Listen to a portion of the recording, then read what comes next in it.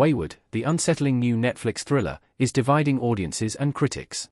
Consisting of 8 episodes, with comedian Mae Martin as the star and creator, Wayward is now available to stream on Netflix. The series begins by focusing on 2 teenage friends who find themselves in a correctional facility in a small town, though it is quickly apparent that things are not what they seem. With a Wayward cast that includes Olivia Allen Lind, Sydney Topliff, Sarah Gadon, and Toni Collette, the thriller ends on a complete note but leaves just enough room for further exploration in a potential second season.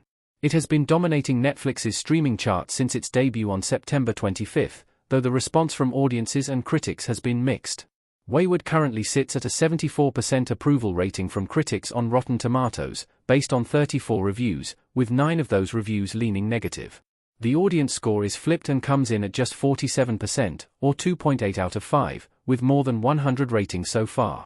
What this division means for Wayward. Alex and Sarah stand in the outdoor market in Wayward. Courtesy of Netflix. It should be said that Wayward features Martin playing Alex Dempsey, a trans character.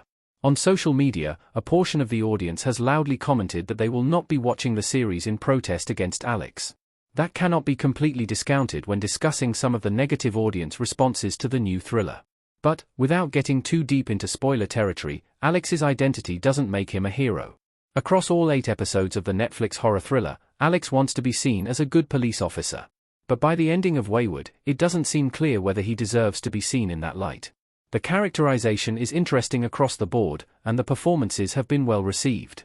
What may bog down the thriller, even in some positive reviews of Wayward, is familiar issues related to streaming drama, such as pacing and a narrative that may not require as many episodes as it receives. Our take on Wayward's Rotten Tomatoes split. Evelyn Wade glaring while standing in Tall Pines Academy in Netflix's Wayward. Courtesy of Netflix. Set in the early 2000s, Wayward may drag a bit in the middle, which could account for some of the split response. But it starts off with such urgency and clear persuasion that it is at least worth trying out.